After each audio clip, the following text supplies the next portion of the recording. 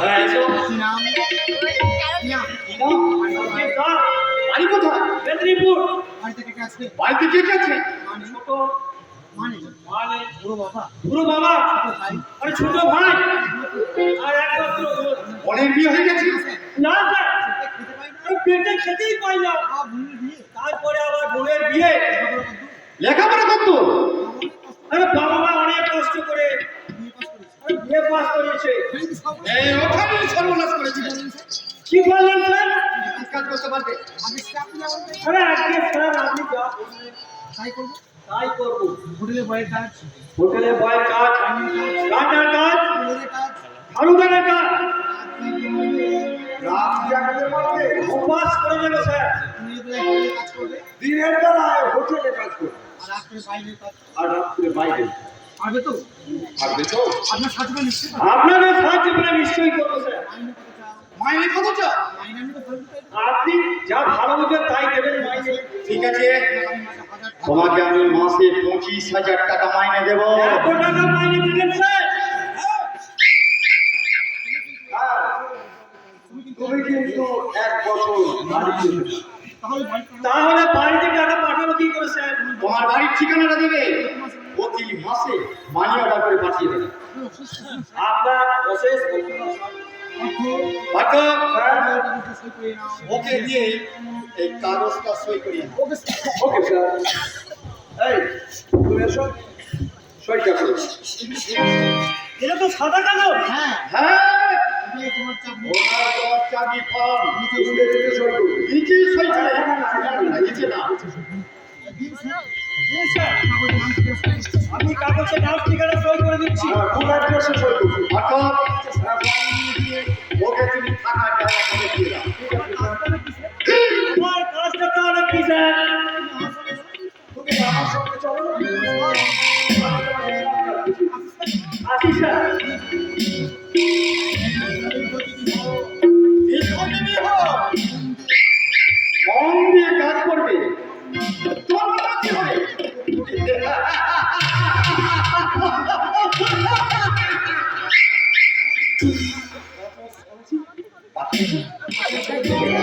দেখো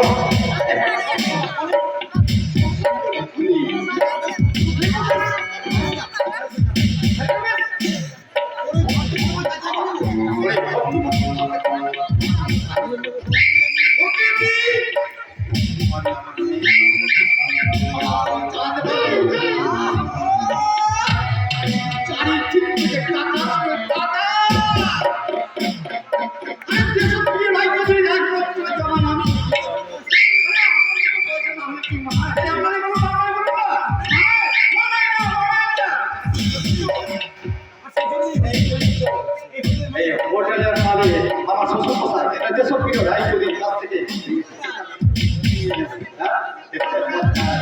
কারণ আমার কাছে আছে ওই শ্বশুর মশাই মৃত্যুবরণ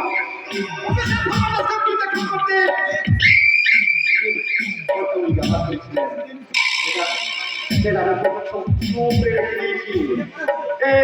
সেটা পড়াবে পড়াবে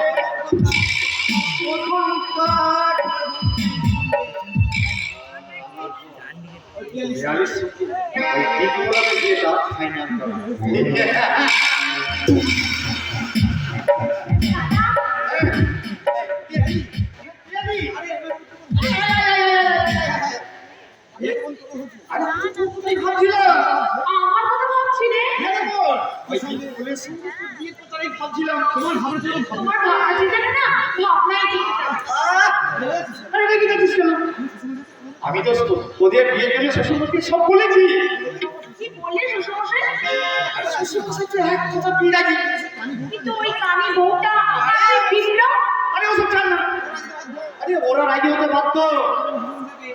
কারণ আমি আমার শ্বশুরমশাইকে যে মন্ত্র শিখিয়ে দিয়েছি কাশ্মীরে ওরা রাজি না হয়ে পার পাবে না।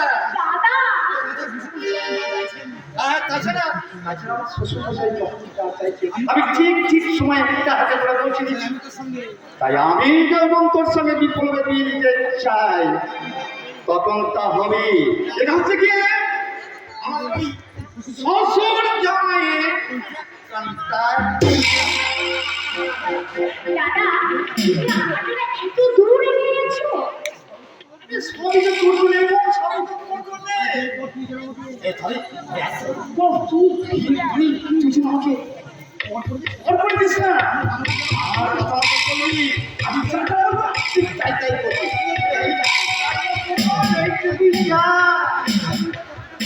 দাদা তুমি আমার যেটা করতে চলেছো সেই ঋণ আমি কোনোদিনই শোধ করতে পারবো না।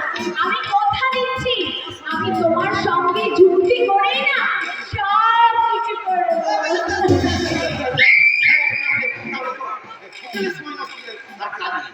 আজ সন্ধ্যাবেলা শ্বশুর বাড়ি গিয়ে I am always ready for going, দাদা।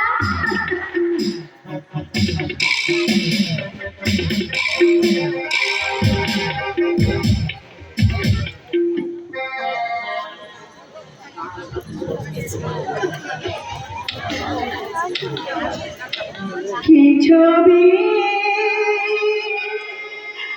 দেখেছ আমার কপালে বিধাতা, আমার কপালে বিধাতা। কি ছবি দেখেছ আমার কপালে বিধাতা, আমার কপালে বিধাতা। কি ছবি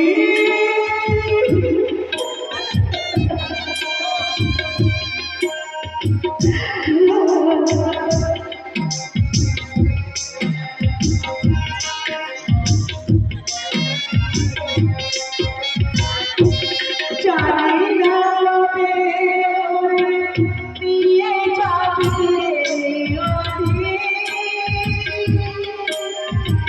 জানি না কোথায় হবে যাওয়ার বিরতি,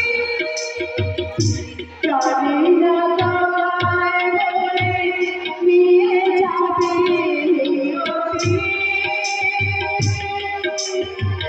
জানি না কবে হবে বিছানার বিরতি।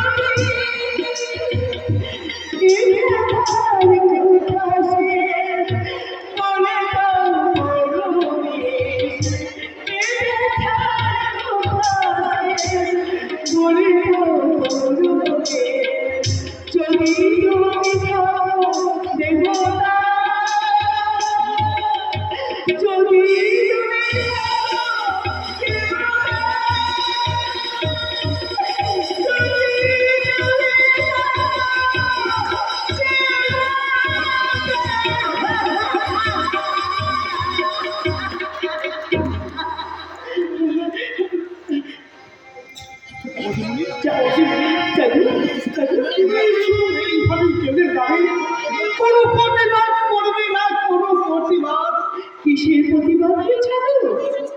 আমি কিছু শুনি আমার শ্বশুর যাও জানো তোমার শ্বশুর এমন মনো আর জামাই চারজনে মিলে চারজন মিলে সেই কথাটি তোমার কানে যায়। জানি গেছে বলে তো কাঁদতে কাঁদতে আমি ভগবানের কাছে নালিশ করছি রে জানো। 4 মাস হলো আমি এ বাড়িতে এসেছি। আমি চোখে দেখতে না পেলেও বাড়ির সবার কথা তো আমার কানে আসে রে। তুমি দাদা বাবু আমি কিন্তু ভীষণ ভালোবাসি, তাই তো তারা বকেছে আমি তাকে কিচ্ছু বলতে পারি না। তাছাড়া আমার গর্বে আছে তোর দাদা বাবুর সন্তান। আমার কপালটা তো করেছে তোর প্রতিবাদ করে আমি আমার সন্তানের রক্তটাকে বলাতে চাই না রে জানি।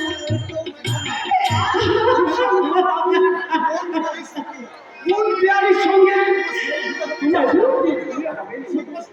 সে তোমার সতীন হয়ে আসবে। তুমি এই বাড়ির বড় বউ হয়ে দাদা বাবু স্ত্রী হয়ে তুমি কি এটা মেনে নেবে? আমার কথা থাকে জাদু, আমার কথা থাক। এখন বল, তোর দাদাবাবুকে এই বিয়েতে সম্মতি দিয়েছে? ও দিচ্ছিলাম আমি তো, ওরা সবাই মিলে দাদা বাবুকে চেপে ধরেছে। 4 জনের মাঝখানে দাদা বাবু করে দাদা বাবুর অবস্থা দিয়ে মহাভারতের অনুকূল। এছাড়া দাদা বাবু চন্দ্রায় ছটফট ছটফট করছে। হ্যাঁ জাদু, তুই তুই কি করে দেখলি? বল, তুই কি করে দেখলি? আমি পাশের ঘরটা মুছতে গিয়ে দেখলাম 4 জনে মিলে দাদা বাবুকে নিয়ে এই কান্ডটাই আর করছে। আর শ্বশুর দাদা বাবুকে বলছে সুশান্ত বিয়ারকে বিয়ে না করলে ওই কাজে বউটাকে কাল সকালে গোলা ধাক্কা দিয়ে বার করে না,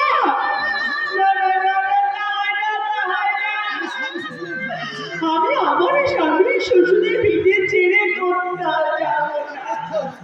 আমি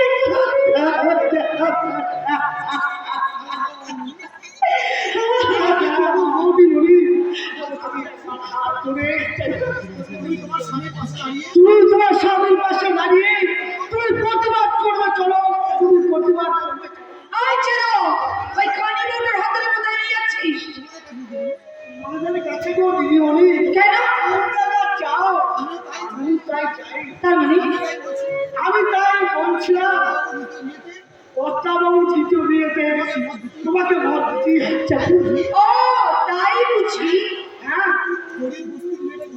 এই গরিব বস্তির মেয়েটাকে আমি আরে যদি খেয়ে পরে বেঁচে থাকতে চাও, আরে ওদের কথা তোমাকে মেনে নিচ্ছি।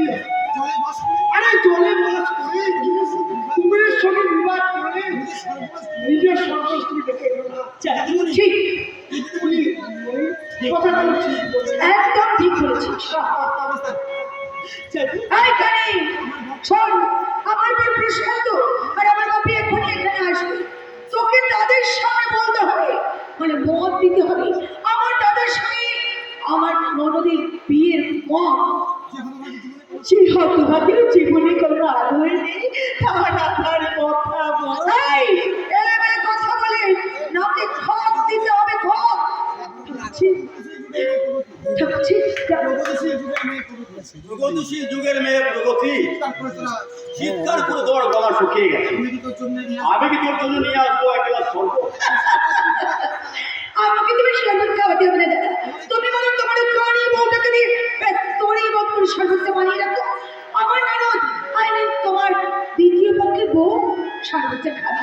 আর না হলে তোমার এই কানি বউটাকে আমি করে দেবো। ও তৎসৎ, তৎসৎ। তাহলে তুইও শুনে যা প্রগতি। আমাকে রাখো না, এবারে কাউকে তুমি কোনো কথা বলবে না। তুমি তো শুধু আমার একটা কথা শোনো। ওরা আমার বুকটাকে ভেঙে টুকরো টুকরো করে দিয়েছে। আমাকে ওরা ওয়ার্নিং দিয়ে বলেছে এই প্রসাদ পিয়াদিকে আমাকে বিয়ে করতেই হবে। তাই তো তোমার বলা উচিত গো। কি বললে? আমি তো ঠিক কথাই বলেছি। তুমি তুমি যে সত্যি তোমার বাবার আদর্শ সন্তান হও, তার সম্মান রক্ষা করার জন্য বিহারীকে বিয়ে করা তোমার অবশ্যই কর্তব্য। আলপনা সমস্যা তো মানুষের সব জীবনেই থাকে, একটা স্বপ্নের চালনা। তোমার বাবা হয়তো প্রশান্ত বাড়িকে কথা দিয়েছিল বিয়ানের সঙ্গে তোমার বিয়ে দেবে। আমি আমি তো বাবার একমাত্র সন্তান নই, আরো স্বাধীন তো রয়েছে।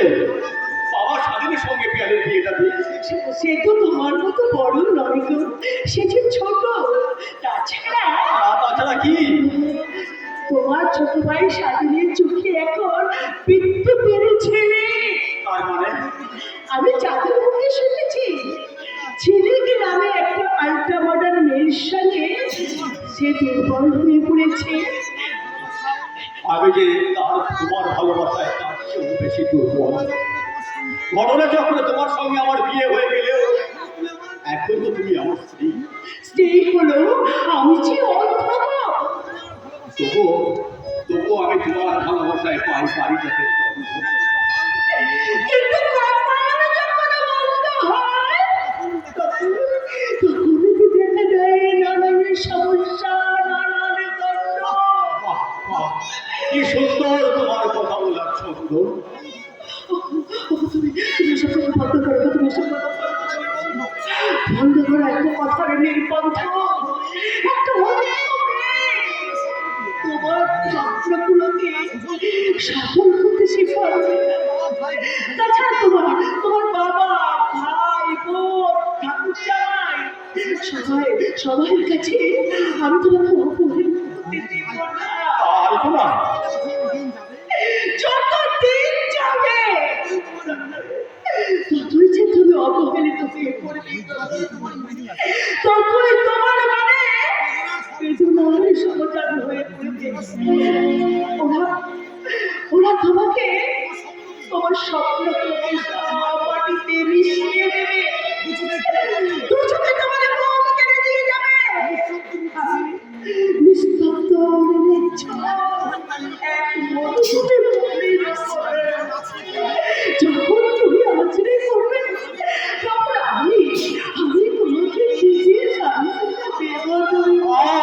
তুমি চুপ করো, আমি চুপ করলে তোমার ভবিষ্যৎ চুপ করে থাকবে। ভবিষ্যতেই থাক, বর্তমানে আমি তোমাকে হাত ধরে নিয়ে এই বাড়ি থেকে বেরিয়ে যাবো। শ্বশুরে ফিরেছি না, কিন্তু কোথাও যাবো না। যাবে না? না, তুমি কি পাগল হয়ে গেছো? হ্যাঁ, আমি পাগল হতে পারতাম আমি যদি তোমাকে ভালো না বাসতাম। আমি পাগল হতে পারতাম যদি আমার পেটে তোমার সন্তান জন্ম করে রাখতাম। তোমার ভালোবাসার সন্তান, তোমার আমার ভালোবাসার জীবনে একমাত্র আমাদের গর্বে ঘুরে থাকা সেই সন্তানের তৃপ্তি দিয়ে আমি বলছি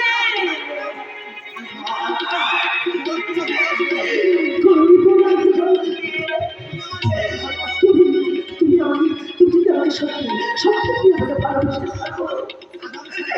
যদি তুমি তোমার আগামী সন্তানের লক্ষ্যে চাও, যদি অপাকিনী নদীকে তাদের শ্বশুরের বিদায় থাকতে দিতে চাও, তাহলে প্রশান্ত বাবুর বলে বিয়া রেখে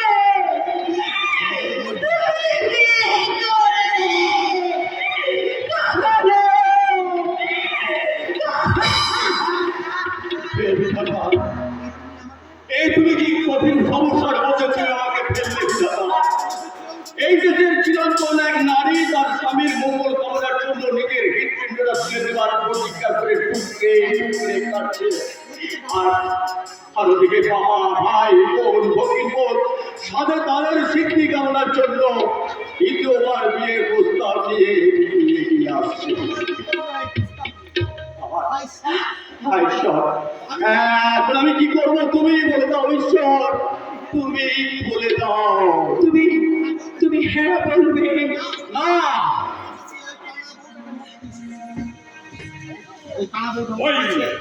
ওই কানা বউটা মত দিয়েছে।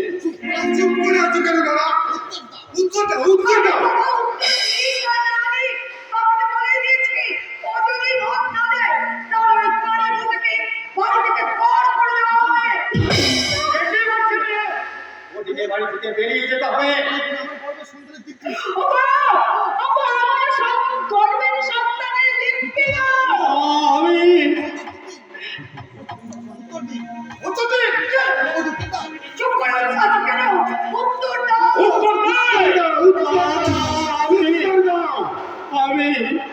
আমি উত্তর দিলাম, এই সংসারের সকলের মুখে হাসি ফোটাতে আর আমার একমাত্র সন্তানের মঙ্গল কামনার্থে আমি প্রশান্ত পিয়ারিকে বিয়ে করতে সম্মত হলাম।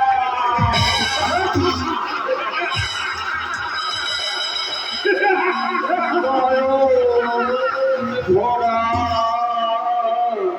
জল গো তোমার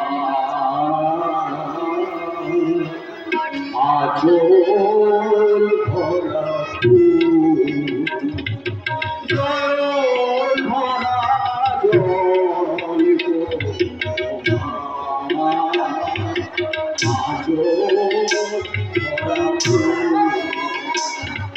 ফুলে মোলা ফুলে ফুলে মোলা ফুলে গো